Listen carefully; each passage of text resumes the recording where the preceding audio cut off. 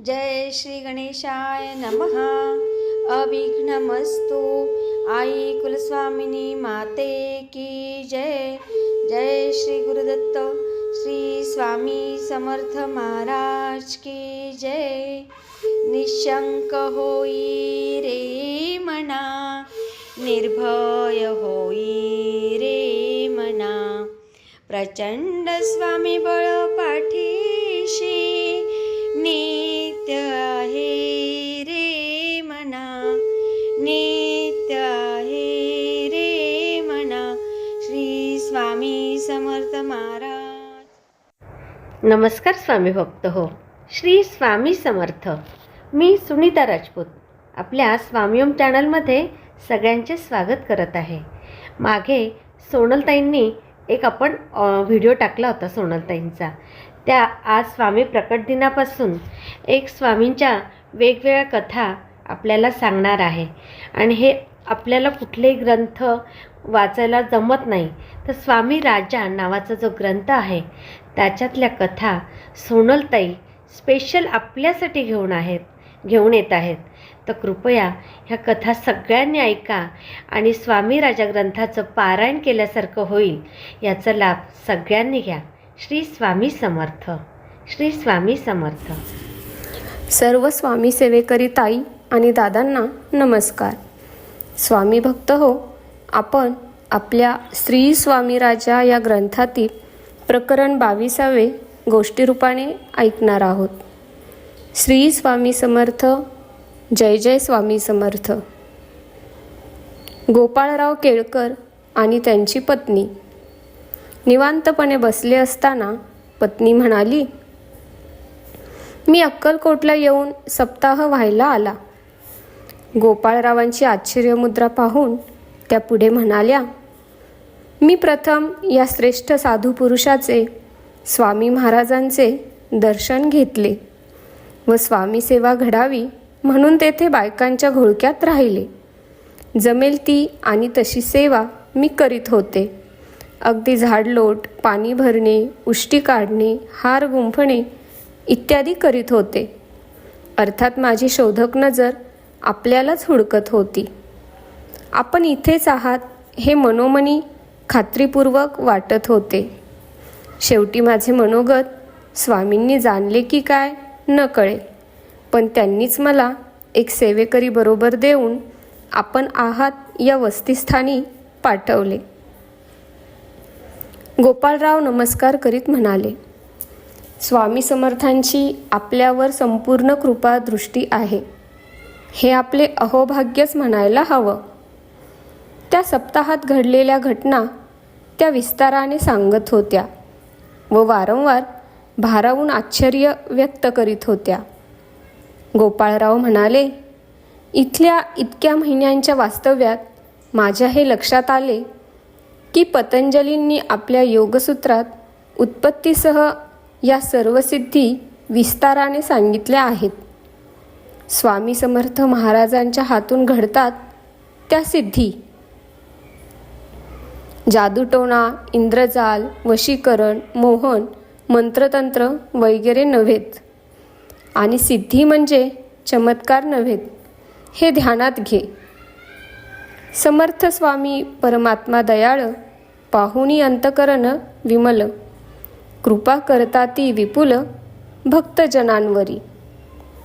तिथे येऊन बसलेले सिद्धेश्वर शास्त्री म्हणाले, मोहळास असलेल्या योगविद्येत पारंगत असलेल्या गवेस्वामींची हकीकत आपणास माहीत आहे का? हा समाधीच्या महाद्वारापर्यंत पोहोचलेला योगाभ्यासी सत्पुरुष। विठ्ठलराव म्हणाले, जय जय दत्तराज योगी, जय जय महाराज योगी। हे प्रासादिक काव्य लिहिणारे? होय, तेच ते। त्यांच्यासाठीच जणू श्री स्वामी समर्थ मोहोळास मुक्काम करून होते। हे गवेस्वामी एकांत आणि निरुपाधिक अशा मनोनुकूल जागेत बसून अष्टांग योगाचा अभ्यास करीत होते। प्राणायामाच्या सूर्यभेदन, उज्जाई, सितकारी, शीतली, भस्मिका, भ्रामरी इत्यादी विविध प्रकारात ते निष्णात होते। त्यामुळे केव्हा केव्हा ते जमिनीपासून अधांतरी बसू शकत. चित्तवृत्ती निरोध होऊन उन्मनी अवस्थेत ते विहरू लागले होते. अरे बापरे, ह्या सर्व ऐकलेल्या गोष्टी खऱ्या खोट्याची शहानिशा करण्याची पात्रता नसताना आम्ही त्याबद्दल बेजबाबदारपणे काहीही वक्तव्य करतो. पुढे सिद्धेश्वर शास्त्री म्हणाले, अखंड भगवन्न नाम मुखात असूनही या योगश्री भास्वर जणू भूसूर्य असलेल्या गवे स्वामींच्या मनी सद्गुरू भेटीची खंत होती. ते कधी कधी कळवळून म्हणत, सद्गुरू वाचुनी वर्म न कळे, काहीसे योग साधन. ह्या भवसंक्रमणापासून गवे स्वामींना मुक्त करावे या हेतूने श्री स्वामी समर्थ महाराजांची स्वारी मोहोळात प्रकट झाली.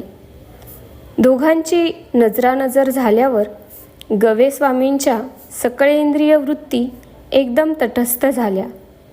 डोळ्यातून अश्रूंच्या रूपाने ब्रह्मानंद ओसंडू लागला व ते उन्मनी अवस्थेत म्हणू लागले, दत्तात्रेया तव शरणम, दत्तनाथा तव शरणम, त्रिगुणात्मका त्रिगुणातीता त्रिभुवन पालक तव शरणम. सिद्धेश्वर शास्त्री भावपूर्णतेने मुथोद्गत असलेले आर्तस्तोत्र म्हणू लागले व बाकीचे त्यांना साथ करू लागले. तपमूर्ते तव शरणम, तेजोराशी तव शरणम, ब्रह्मनंदा ब्रह्मसनातन ब्रह्ममोहना तव शरणम, विघ्नांतका तव शरणम, विघ्ननाशका तव शरणम, प्रणवातीत प्रेमवर्धना प्रकाशमूर्ते तव शरणम, अनादिमूर्ते तव शरणम, अखिलावतारा तव शरणम, अनंतकोटी ब्रह्मांड नायका अघटित घटना तव शरणम, भक्तोद्धारा तव शरणम, भक्तरक्षका तव शरणम, भक्तानुग्रह भक्तिप्रिया पतितोद्धारा तव शरणम. सगळे वातावरण या मंगलस्तोत्राने भारावून गेले. शास्त्री म्हणाले, गवे स्वामींना जीवनमुक्तीच्या महामंदिरात श्री स्वामींनी सदैव विहरत ठेवले. इतक्यात तिथे कुणीतरी सांगत आले की मुंबईहून स्वामीसूत आले आहेत, भेट हवी असेल तर चला. स्वामीसूत? स्वामी समर्थ तर प्रापंचिक नाहीत, मग त्यांना मुलगा कुठला? अहो, सर्व शिष्य हे स्वामींचे सूतच नाहीत का? कुणी स्वतःला स्वामींचे दास म्हणवून घेतो तर कोणी सूत. एवढाच त्याचा अर्थ नाही बरे. समर्थांनी हरिभाऊंची प्रेमभावना निष्ठा पाहून त्यांना हृदयाशी कवटाळले व तू माझा सूत आहेस असे म्हणाले. स्वामी महाराज पुढे म्हणाले, तू सर्व संसार लुटवून टाक व दर्याकिनारी ध्वजा उभी कर. मुंबईला कांदेवाडीत स्वामी समर्थांच्या पादुका स्थापून त्यांनी मठ स्थापन केला. असे हे थोर भक्तश्रेष्ठ आहेत. त्यांच्या दर्शनाला जायला हवे. चला चला चला. वटवृक्षाखाली श्री स्वामी समर्थ ताट उभे होते. त्यामुळे त्यांचे आजानुबाहू विशेषच ध्यानात येत होते. सर्वांग सुंदर परमदिव्य अशी ही स्वामींची मूर्ती दिसत होती. त्यांच्यापुढे स्वामीसूत नतमस्तक होऊन हात जोडून उभे होते व स्वरात म्हणत होते, स्वामी देवा, तू माझा बाप, मी तुझे लेकरू, नको मज विसरू स्वामी राया. स्वामीसूत म्हणे, कृपादृष्टी करी, तैसी मजवरी माझ्या बापा. स्वामी समर्थांची दृष्टी अशी काही भावमधुर आनंदित होती, ह्यापेक्षा ईश्वरी कृपादृष्टी वेगळी नसावीच असेच पाहणाऱ्याला वाटत होते. इतर मंडळींबरोबर गोपाळरावांना आलेले पाहताच महाराज अर्ध पद्मासन खालून खाली बसले व म्हणाले, गोपाळराव, आता पंखाखाली किती दिवस राहणार? स्वतः थोडं उडायचा प्रयत्न करा. बावचळलेले गोपाळराव तसेच स्तब्ध उभे राहिले. पुढे स्वामी महाराज म्हणाले, हा माझा सूत दर्याकिनारी ध्वज फडकवून कार्यास लागला आहे. तुम्ही आता कोकणात चिपळूणला जावे. तेथे गावाबाहेर मार्कंडी म्हणून स्थान आहे. तेथे जवळच ब्रह्मचारी बुवांनी पादुका स्थापन केल्या. त्या घ्या व पूजा करीत तेथेच राहा. पण लक्षात घ्या की मागच्यासारखे बायकोला सोडून राहू नका. परमार्थाबरोबर प्रपंचही चालू दे. असे म्हणत स्वामींनी 2 नारळ व 1 खारी गोपाळरावांच्या ओट्यात टाकली. स्वामीसूत म्हणाले, याचा अर्थ या दाम्पत्याला 2 मुलगे व 1 मुलगी होणार. ते गोपाळरावांकडे पाहत म्हणाले, श्री स्वामी चरणांचे चिंतन करीत अलिप्तपणेच प्रपंच करायचा आहे. गोपाळराव स्वामीसुतांपुढे नम्र होऊन म्हणाले, आपण मला मार्गदर्शन करावे. पादुका सांभाळण्याची जबाबदारी मोठी वाटते. स्वामीसूत किंचित हसले. स्वामी महाराज म्हणाले, तुझा अनुभव ह्या गोपाळाला सांग बाबा. पहिल्यांदा असेच सर्वांना वाटते. आमच्या इच्छेनुसार किती जण कुठे जाऊन राहिले आहेत व आपल्या कर्मयोगात मनापासून घडून गेले आहेत, ते सारे ह्याला सांग. असे म्हणून स्वामी झपाझप पावले टाकीत तेथून निघून गेले. रुबाबदार व्यक्तिमत्व असलेले स्वामीसूत मंदस्मित करीत म्हणू लागले, समर्थांचा भक्त वाया तो जाणार, ऐसे हे होणार नाही कधी. स्वामीसूत म्हणे, विचार हा नका, विश्वाच्या नायका चित्ती धरा.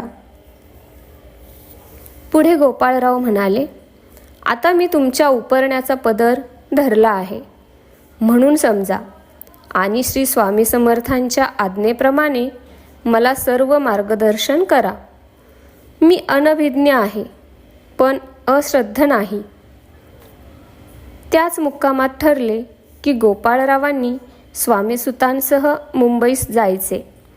तेथील मठात राहून समर्थ पादुकांची यथासांग उपासना करायची व तदनंतर चिपळूणला जायचे. स्वामीसूत म्हणजे हरिभाऊ खोत. ते रत्नागिरी जिल्ह्यातील राजापूर तालुक्यातील मौजे इलियाचे खोत होते. हे समजताच गोपाळरावांना गाववाला भेटल्याचे मानसिक समाधान झाले व अंतरी वेगळीच जवळीक निर्माण झाली. कारण दोघेही रत्नागिरी जिल्ह्यातल्या राजापूर तालुक्यातले रहिवासी. फक्त एकाचे गाव कारले तर दुसऱ्याचे इलिया. त्यांना स्वामीसुतांची इतर माहिती कळली. ती अशी की हरिभाऊ तसे रागीट व तापट, पण त्याचबरोबर ते भाविक व सत्यप्रिय आहेत. त्यामुळे ते निर्भय व निर्भीड आहेत. परमार्थ क्षेत्रात माणूस लेचापेचा असून भागत नाही. तो कणखर व आपल्या विचारांशी प्रामाणिक व पक्का असावा लागतो. स्वामी भक्त हो, अशा प्रकारे ही कथा इथे समाप्त झाली आहे. श्री स्वामी समर्थ. जय जय स्वामी समर्थ. धन्यवाद.